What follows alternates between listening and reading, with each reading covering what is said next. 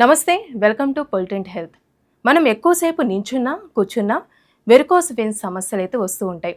అయితే లక్షణాలు, దీనికి సంబంధించిన ట్రీట్మెంట్ అంటూ ఏ విధంగా ఉంటుందో డాక్టర్ గారిని అడిగి తెలుసుకుందాం. ప్రెసెంట్ మనతో ఉన్నారు ఎండోవాస్కులర్ సర్జన్ డాక్టర్ శ్రీనివాస్ గారు. మరి డాక్టర్ గారిని అడిగి తెలుసుకుందాం. నమస్తే డాక్టర్ గారు. నమస్తే అండి.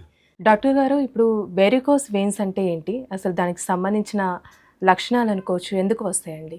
వెరికోజ్ వెయిన్స్ అంటే ముందు ఏంటని తెలుసుకోవడం చాలా అవసరం. కొంతమంది వ్యక్తుల్లో మనం చూస్తూ ఉంటాం, కాళ్ళల్లో సిరలు ఉబ్బి పాములాగా మెలికలు తిరిగి కనిపిస్తూ ఉంటాయి. అట్లాంటి కండిషన్ని వెరికోజ్ వెయిన్స్ అంటాం. ఇది ఎందుకు వస్తుంది అని కనుక మనం చూసినట్లయితే దీనికి కారణాలు రెండు విధాలుగా విశ్లేషించుకోవచ్చు. ఒకటి, జన్యుపరమైనటువంటి లోపాలు, hereditary causes or genetic causes అని ఒక కారణం కింద చూపించుకోవచ్చు. ప్లస్ ఇండివిజువల్ కాజెస్, వ్యక్తిగత కారణాలను కూడా చూసుకోవచ్చు.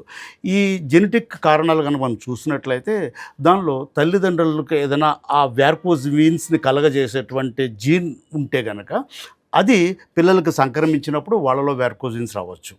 లేదా ఇంకొక కండిషన్ కూడా ఉంది, ఈ జెనెటిక్ కాజెస్ హెడ్డింగ్లో దాన్ని హైపర్ హోమోసిస్టినీమియా అంటారు. అంటే ఇందులో ఏమవుతుందంటే హోమోసిస్టిన్ అనేటువంటి పదార్థం కెమికల్ ఏదైతే ఉందో అది ఎక్కువగా ఉంటుంది. అది సమపాల్లో ఉంటే మిగతా ఉపయోగాలు ఉంటాయి, కానీ ఎక్కువగా ఉండటం వల్ల ఏమవుతుందంటే ఈ సిరలు ఎప్పుడైతే సిరలు తయారవుతుంటాయో ఆ తయారయ్యేటువంటి దశలో సిరల యొక్క గోడలని లోపభూయిష్టంగా తయారు చేస్తుంది, అంటే పలచనగా చేస్తుంది అనమాట ఈ హైపర్ హోమోసిస్టినీమియా అనేటువంటి కండిషన్. దానివల్ల కూడా సిర బాగా ఉబ్బిపోయి బలహీనతగా ఉండి ఏమాత్రం కొంచెం బ్లడ్ ఎక్కువ ఉన్నా కూడా ఉబ్బిపోయి కనిపిస్తూ ఉంటుంది. ఇవి మనము జెనెటిక్ కాజెస్ కింద చెప్పుకోవచ్చు. ఒకటి జెనెటిక్ లోపాలు, రెండవది హైపర్ హోమోసిస్టినీమియా.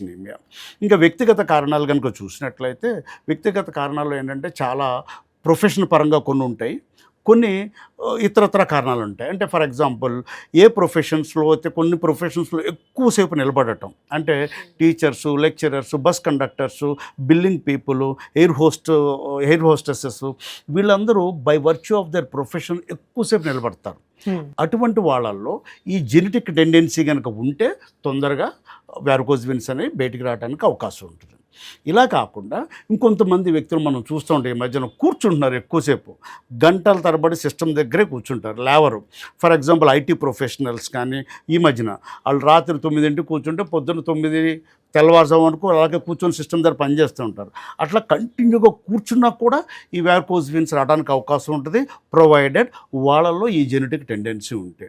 ఇవి వృత్తిపరంగా మనం చెప్పుకోవచ్చు. ఇవి కాకుండా ఇంకో కొన్ని కారణాలు ఉన్నాయి. అంటే ఫర్ ఎగ్జాంపుల్ ఎల్డర్లీ ఏజ్, బాగా ఎక్కువ ఏజ్ ఎక్కువైనప్పుడు ఏమవుతుందంటే ఈ ఏజ్ రీత్యా వేర్ అండ్ టేర్ వల్ల లోపల వాల్వ్స్ దెబ్బతిని దానివల్ల వెరికోజ్ వెయిన్స్ రావచ్చు.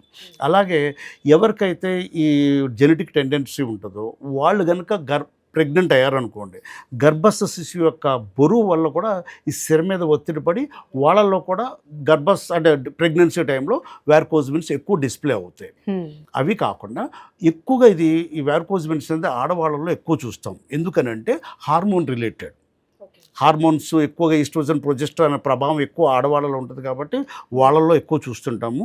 దాంతోపాటు ఒబీస్, ఎక్కువగా ఓవర్ వెయిట్ ఉన్నటువంటి వాళ్ళలో కూడా ఇది చూస్తూ ఉంటాం. దీంతోపాటు కొంతమంది ఇతరత్ర కారణాల కోసం hormone pills, hormone replacement therapy అని ఉంటుంది, దాన్ని తీసుకుంటూ ఉంటారు, ప్రొలాంగ్డ్ హార్మోన్స్.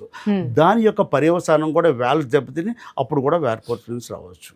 ఇదే కాకుండా ఇంకో కొన్ని కండిషన్స్ ఉన్నాయి. సపోజ్ డీవీటీ అంటారు, డీప్ వెయిన్ థ్రాంబోసిస్, అంటే అంతర్గతంగా ఉన్నటువంటి సిరలలో బ్లడ్ క్లాట్ అయితే ట్రాఫిక్ డైవర్షన్ అనమాట, అక్కడి నుంచి బ్లాక్ అవుతుంది కదా, ఆ పెద్ద సిరలోంచి బ్లడ్ వెళ్ళలేకపోతుంది. కాబట్టి ఈ సూపర్ఫిషియల్ వెయిన్, అంటే వెరికోజ్ వెయిన్స్ అనేది వికృతి సూపర్ఫిషియల్ వెయిన్స్లో వస్తుంది.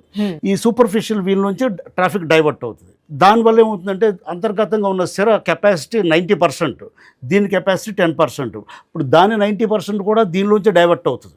చిన్న సందులో ఎక్కువ ట్రాఫిక్ వెళ్తే ఏమవుతుంది, ఇబ్బందులు వస్తాయి. సేమ్ అదే ప్రాబ్లం వల్ల ఆ డీవీటీకి ఒక పర్యవసానంగా సూపర్ఫిషియల్ వెయిన్స్లో ఎక్కువగా ప్రెషర్ ఉండటం వల్ల వాల్వ్స్ దెబ్బతిని దానివల్ల కూడా వెరికోజ్ వెయిన్స్ వస్తాయి. దాన్ని ఏమంటారంటే varicose veins secondary to DVT అంటారు. డీవీటీ అంటే డీప్ వెయిన్ థ్రాంబోసిస్. ఇట్లాగా కారణాలను మనం విశ్లేషించుకోవచ్చు, వ్యక్తిగత కారణాల కింద అలాగే జెనెటిక్ కాజెస్ కింద కూడా మనం విశ్లేషించుకోవచ్చు. అయితే లక్షణాలంటూ ఏ విధంగా వస్తాయండి? అంటే ఇప్పుడు వారికోస్ వెయిన్స్ వచ్చే ముందు అసలు బాడీలో అనుకోవచ్చు, వచ్చే ప్లేస్‌లో ఎలాంటి లక్షణాలుంటాయి? లక్షణాలను మనం ఏ విధంగా గుర్తించవచ్చు? ఎందుకంటే చాలామంది లక్షణాలని సరిగా గుర్తించకపోవటం వల్ల వేరే స్పెషలిస్ట్ దగ్గర డాక్టర్కి ఇంకో డాక్టర్ దగ్గరికి వెళ్ళటం వల్ల టైం అంతా వృధా అయ్యి లాస్ట్ స్టేజ్లో ఈ ఎండోవాస్కులర్ సర్జన్ దగ్గరికి వస్తూ ఉంటారు. అట్లా కాకుండా ఎర్లీ స్టేజెస్లోనే మనం లక్షణాలు గుర్తించినట్లయితే వెంటనే డాక్టర్ సంప్రదించినట్లయితే కాంప్లికేషన్ చాలా వరకు తగ్గించుకోవచ్చు. కాబట్టి లక్షణాలు ఎలా ఉంటాయన్నది తెలుసుకోవడం ముఖ్యం. ఈ లక్షణాలు కనుక చూసినట్లయితే చాలాసార్లు ఏమవుతుందంటే కాళ్ళల్లో విపరీతమైన పీకుడు ఉంటుంది. అంటే కాసేపు 10-15 నిమిషాలు నించోగానే వాళ్ళకి కాళ్ళు లాగేస్తుంటాయి. పోనీ ఇది బాగా ఎల్డర్లీ పీపుల్లో పెద్దవాళ్ళలో ఉందంటే ఏజ్ రీచ్ అనుకోవచ్చు, కానీ యంగ్స్టర్స్లో కూడా ఇదే సిమ్టమ్ ఉంటుంది. ఎందుకు వస్తుందో తెలియదు, వాళ్ళకి అర్థం కాదు ఎందుకు వస్తుందో. సో ఇదొక సిమ్టమ్. డ్రాగింగ్ పెయిన్ ఉంటుంది కాళ్ళల్లో కాసేపు నిలబడగానే, లేదా కొంతమందికి పడుకున్నప్పుడు కూడా వస్తుంది, నిద్రలో కూడా కాళ్ళు లాగేస్తుంటాయి, ఇదొక లక్షణం. తర్వాత నరాలు ఉబ్బి కనిపిస్తున్నాయని చెప్పి మనం అనుకున్నాం. అందరిలోనూ నరాలు ఉబ్బి కనపడాల్సిన అవసరం వారికోస్ వెయిన్స్ అంటే కనపడకుండా కూడా వారికోస్ వెయిన్స్ సంబంధించిన జబ్బు రావడానికి అవకాశం ఉంది. సో నరాలు ఉబ్బి కనిపించవచ్చు, కనిపించకపోవచ్చు. తర్వాత కాళ్ళలో వాపులు వస్తాయి. ముందు షైనింగ్ ఉంటుంది. షైనింగ్ వచ్చినప్పుడు ఇది స్కిన్ హెల్తీ కండిషన్ అని అనుకోకూడదు. So it is an indication that వాపు వస్తుంది అనేది ఒక ఇండికేషన్ అనమాట. కాళ్ళలో వాపు రావచ్చు, నొక్కితే చుట్టపడతా ఉంటుంది. తర్వాత కొంతమందికి బ్రౌనిష్గా కానీ బ్లాకిష్గా కానీ పిగ్మెంటేషన్ స్టార్ట్ అవుద్ది, నల్లబారి కనిపిస్తూ ఉంటుంది ఎక్కడ, ఎస్పెషల్లీ పాదం యొక్క చీలమండ దగ్గర. సో అది కూడా దీనిలో ఒక భాగం. అంటే బయట బ్లడ్ వెజల్ రప్చర్ అయినప్పుడు ఈ ప్రెషర్ ఎక్కువ ఉంటుంది, ఇందులో ఎక్కువ చెడు రక్తం పైకి పోదు. ది వారికోస్ వెయిన్స్లో ప్రాబ్లం ఏంటంటే వాల్వ్స్ పాడయ్యి చెడు రక్తం కింద నుంచి చెడు రక్తం హార్ట్కి వెళ్ళి శుద్ధి అవ్వాలి, అది వెళ్ళలేకపోయి కాళ్ళలోనే నిలవండిపోతుంది. అలా ఎక్కువ ఆ సిరలో ఎక్కువ బ్లడ్ నిలవండిపోవటం వల్ల ప్రెషర్ పెరిగిపోయి చిన్న చిన్న బ్లడ్ వెజల్స్ రప్చర్ అయిపోతుంది. ఆ రప్చర్ అయ్యి బ్లడ్ బయటకు వస్తుంది. ఎక్కడికి? బ్లడ్ వెజల్ బయటికి చర్మానికి లోపలే ఉంటుంది, ఎందుకంటే చర్మం మీద ఘాట్లేదు కాబట్టి బయటికి రాలేదు. ఆ బ్లడ్ అక్కడ హిమోసెటిన్ అనేటువంటి పిగ్మెంట్ ఉంటుంది, దానివల్ల ఆ బ్రౌనిష్ పిగ్మెంటేషన్ వస్తుంది. అలాగా ఈ విధమైనటువంటి పిగ్మెంటేషన్. తర్వాత కొంతమందికి ఈ పిగ్మెంటేషన్ రిలీజ్ అయినప్పుడు ఫారెన్ బాడీ సెన్సేషన్తో విపరీతమైన ఇచ్చింగ్ ఉంటుంది. అది మామూలు ట్యాబ్లెట్స్కి తగ్గదు అది ఒకసారి. అట్లా విపరీతమైన ఇచ్చింగ్ ఉన్నప్పుడు ఏం చేస్తారు? స్క్రాచ్ చేస్తారు. స్క్రాచ్ చేసినప్పుడు పుళ్ళు పడుతూ ఉంటాయి. సో పుళ్ళు పడవచ్చు. తర్వాత ఒకసారి కాళ్ళలో మంటలు ఉండొచ్చు, తిమ్మిర్లు ఉండొచ్చు. వీటన్నిటికంటే కూడా ఇంకొక స్పెషల్ ఫీచర్ ఉంది, అదేంటంటే నైట్ క్రాంప్స్. రాత్రి పడుకున్న తర్వాత మధ్యరాత్రిలో కాళ్ళు కండలు పట్టేస్తుంటాయి. అది ఈ జబ్బు యొక్క స్పెషల్ లక్షణం. ఎందుకనంటే రాత్రి పడుకున్న తర్వాత కాళ్ళలో కండరాలు పనిచేయవు కదా, మనం రిలాక్స్ అయిపోతాం కదా. నడుస్తున్నప్పుడు పగలు మనం పని చేస్తున్నప్పుడు కండరాలు యాక్టివ్ ఉంటే బ్లడ్ సర్క్యులేషన్ వెళ్తూ ఉంటుంది. రాత్రి పడుకున్నప్పుడు కండరాలు రిలాక్స్ అయినప్పుడు లోపల ఉన్న బ్లడ్ వెజల్ మీద ఒత్తిడి పడకపోవడం వల్ల చెడు రక్తం అసలు పైకి వెళ్ళదు, కళ్ళలో ఉండిపోతుంది. దానివల్ల ఏమవుతుందంటే చెడు రక్తం ఎక్కువగా కళ్ళలో నిల్వ ఉండటం వల్ల మజిల్కి ఆక్సిజన్ ఏదైనా సరిగా రాదు, దానివల్ల క్రాంప్ వస్తుంది. సో దీన్ని నైట్ క్రాంప్స్ అంటారు. అది వారికోస్ వెయిన్స్లో ఒక స్పెషల్ దానికి సంబంధించిన లక్షణం కింద చెప్పుకోవాలి. ఎవరికైతే నైట్ క్రాంప్స్ ఉన్నాయో అట్లాంటి వచ్చిన వాళ్ళలో ముందు ఫస్ట్ మనం ఎక్స్క్లూడ్ చేసుకోవాల్సింది వారికోస్ వెయిన్స్ కండిషన్. వారికోస్ వెయిన్స్లో వీనస్టేసిస్ అనేటువంటి ఒక వికృతి జరుగుద్ది. వీనస్టేసిస్ అంటే చెడు రక్తం పైకి పోకుండా కాళ్ళలోనే నిలవండిపోవటం, దాన్ని వీనస్ ఇన్సఫిషియన్సీ అని కూడా అంటారు. దానివల్ల ఈ ప్రాబ్లమ్స్ అన్నీ వస్తాయి. సార్ ఇప్పుడు వారికోస్ వెయిన్స్కి సంబంధించి ప్రాబ్లమ్ని మనం ఎక్కువగా నెగ్లెక్ట్ చేసాం అనుకోండి, ఎలాంటి కాంప్లికేషన్స్ రావచ్చు అంటారు? మనం ఇందాక కొన్ని లక్షణాలు చెప్పుకున్నాం, నొప్పి ఉండొచ్చు అవన్నీ. అందరిలోనూ ఈ నొప్పి ఉండాల్సిన అవసరం లేదు, అందరిలోనూ అన్ని లక్షణాలు ఉండాల్సిన అవసరం లేదు.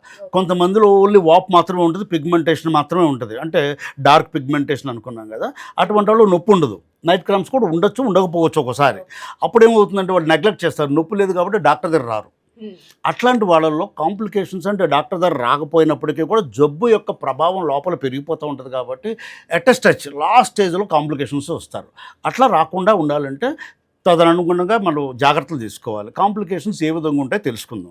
ఒక్కోసారి ఇందా మనం చెప్పుకున్నాం, చాలా ఐరన్ హిమోసెటిన్ అనేటువంటి పిగ్మెంట్ రిలీజ్ అవుతుంది బ్లడ్ రప్చర్ వల్ల.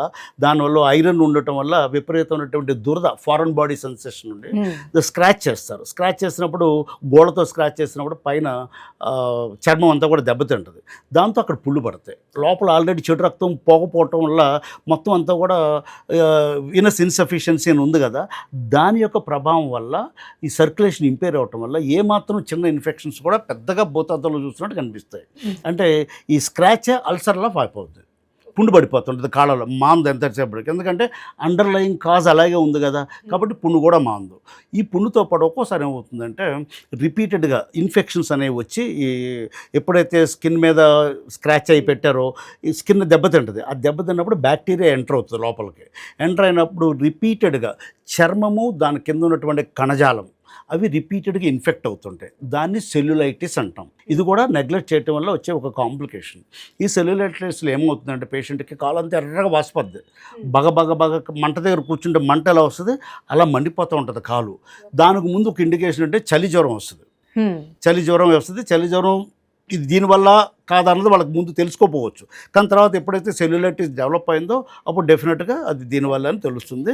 ఆ సెల్యులైటిస్ అనేది రిపీటెడ్గా ఒకసారి 2 సార్లు వస్తే ఓకే, అదే సెల్యులైటిస్ మాటికి వచ్చి తగ్గుతుంది అనుకోండి, ఇన్ఫెక్షన్ వచ్చి తగ్గినప్పుడు ఏమవుతుందంటే స్కిన్ దాని కింద ఉన్నటువంటి కణజాలం స్పాంజ్ లాగా ఉండాలి మామూలుగా, కానీ ఈ ఇన్ఫెక్షన్స్ రిపీట్గా రావటం వల్ల ఏమవుతుందంటే తగ్గినప్పుడు ఆ స్పాంజ్ అలా అట్టగట్టేసి ప్లాస్టిక్ లాగా మారిపోతుంది. దానివల్ల ఏముందంటే అది ఒక వీక్ పాయింట్గా ఉంటుంది, ఎప్పుడు కూడా గట్టి పడిపోయి బాగా కురించుకుపోద్ది. ఆ పైన కింద కాలంతా కూడా సన్నగా అయిపోతుంది, పైన కాలేమో వెడల్పుగా ఉంటుంది. అది వీక్ పాయింట్. అక్కడ ఏమాత్రం చిన్న దెబ్బ తగిలినా కూడా మళ్ళీ పుండు పడటానికి అవకాశం ఉంటుంది. అట్లాంటి కండిషన్ని లైపోడెర్మటోస్క్లెరోసిస్ అంటారు. స్క్లెరోసిస్ అంటే గట్టి పడిపోవటం. ఇన్ఫెక్షన్ వల్ల స్కిన్ కింద ఉన్నటువంటి ఫ్యాటీ టిష్యూస్ అన్ని గట్టి పడిపోవటాన్ని LDS చేంజెస్ అంటారు. ఇది కూడా ఒక కాంప్లికేషన్. దీంతో పాటు ఇంకొక కండిషన్ ఉంది, అంటే చాలా అరుదు ప్లస్ కండిషన్ ఎక్కువ. ఎందుకంటే మనం ఏం చెప్పుకున్నాం, వ్యారికోజ్ వెయిన్స్లో వ్యాల్స్ దెబ్బతిని చెడు రక్తం కాళ్ళలోంచి పైకి వెళ్లకుండా గుండె వైపు శుద్ధి అవ్వడానికి వెళ్లకుండా కాళ్ళలోనే నిలబడిపోద్ది అనుకున్నాం కదా. అలా ఎక్కువ కాలం నిలబడిపోవటం వల్ల ఏమవుతుందంటే అంటే హార్ట్ నుంచి వచ్చే బ్లడ్ వస్తుంది కానీ వెళ్ళే బ్లడ్ వెళ్ళట్లా, ఫ్లో జరగకుండా ఒకే దగ్గర బ్లడ్ ఉండటం వల్ల అవుతుందంటే ముందు చిక్కబడుతుంది, బ్లడ్ చిక్కబడిన తర్వాత క్లాట్ అవుతుంది. దాన్ని థ్రాంబోసిస్ అంటాం. ఇది కూడా ఒక కాంప్లికేషన్. ఆ థ్రాంబోసిస్ అక్కడే ఉంటే పర్వాలా. ఈ వికృతి వేరే సూపర్ఫిషియల్ వెయిన్స్లో జరుగుతుంది అనుకున్నాం. వీన్స్ 2 రకాలు ఉంటాయి, deep vein, superficial vein. Varicose veins అనేది సూపర్ఫిషియల్ వీన్స్లో వచ్చే వికృతి. ఈ ఏదైతే గడ్డ అంటే మన థ్రాంబోసిస్ అనుకుంటున్నాం కదా, రక్త గడ్డ అక్కడే ఉంటే పర్వాలా. అక్కడి నుంచి డిస్లాడ్జ్ అయ్యి డీప్ వెయిన్లోకి వెళ్ళి, డీప్ వెయిన్లోంచి హార్ట్లోకి వెళ్ళి, హార్ట్ నుంచి లంగ్స్కి వెళ్ళింది అనుకో, దాన్ని పల్మనరీ థ్రాంబో ఎంబాలిజం అంటారు. అది చాలా ప్రాణాంతకమైనటువంటి కండిషన్. అంటే ఇమ్మీడియట్గా పేషెంట్స్ చచ్చిపోవడానికి కూడా అవకాశం ఉంటుంది. సో అట్లాంటి కండిషన్ దీనిలో రావచ్చు. అయితే ఫార్చునేట్గా వెరీ రేర్ ఈ కాంప్లికేషన్స్. సో ఇవన్నీ కూడా మనం కాంప్లికేషన్స్ కింద చెప్పుకోవచ్చు. అందులో ఇంకొక కాంప్లికేషన్ కామన్గా వచ్చేది ఏంటంటే వీటన్నిటికంటే డెర్మటైటిస్, చర్మ వ్యాధుల్లాగా కాళ్ళ దగ్గర చర్మ వ్యాధుల్లాగా వస్తుంటాయి. ఇది గేకటం వల్ల, దురద వల్ల ఇన్ఫెక్షన్ అయ్యి, బ్యాక్టీరియల్ ఇన్ఫెక్షన్ అయ్యి తగ్గటం, రావటం, మళ్ళీ రావటం, ఇది క్రానిక్ అయిపోతుంది. సో ఇవన్నీ కూడా మనం నెగ్లెక్ట్ చేయటం వల్ల వ్యారికోజ్ వెయిన్స్లో వచ్చేటువంటి కాంప్లికేషన్స్ కింద మనం చెప్పుకోవచ్చు. చాలా చక్కగా తెలియదు డాక్టర్ గారు. Thank you so much.